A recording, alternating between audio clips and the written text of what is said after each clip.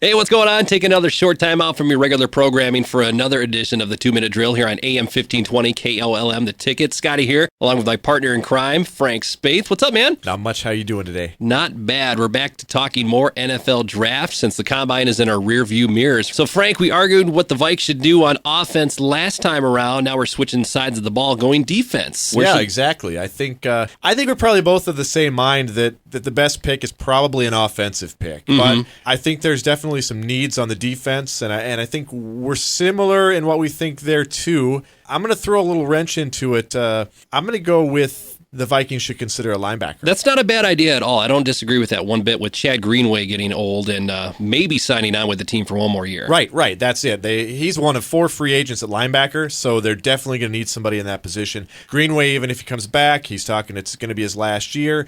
So a linebacker position might be worth looking at. I think, especially if you get one of those picks that slides down in the draft. You know, a couple that come to mind for me is Reggie Ragland at Alabama, SEC Defensive Player of the Year this year. He's projected to go kind of middle of the pack. If he slides all the way down to 23, maybe the Vikings do what we talked about and take the best player available. Maybe that's something they look at. Another option that might be worth thinking about. This guy's maybe kind of a sleeper. Darren Lee, Ohio State. We like those local kids. Yeah, right? Big Ten. And the great thing about Darren Lee is he started as a safety at Ohio State. So he's flexible. Rick likes those athletes these days. So does Mike Zimmer. Moved to linebacker. Only a sophomore. He's coming out early. Potentially can play both positions. He was the fastest linebacker at the Combine, and his times were faster than all of the strong safeties as well. Wow, so the guy's got some speed.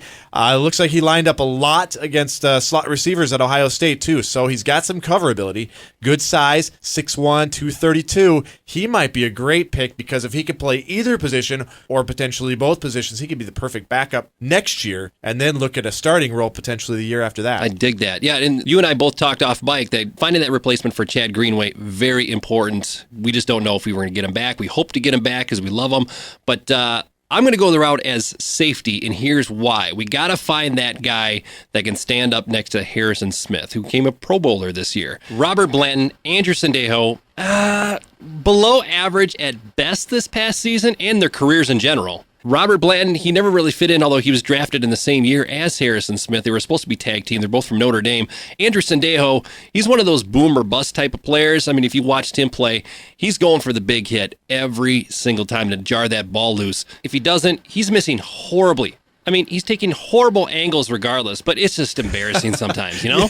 Yeah, you got that right. You know, you want a guy that's going to be a sure tackler. But I think at the end of the day, though, I think we're both in agreement. We really need to find that first-round pick that's going to be an offensive player. That'll do it for the edition of the 2-Minute Drill here on AM 1520 KOLM The Ticket. Be sure to like us right now on Facebook, 1520 The Ticket, and check out our website, 1520theticket.com. I'm Scotty, along with my buddy Frank. See you next time.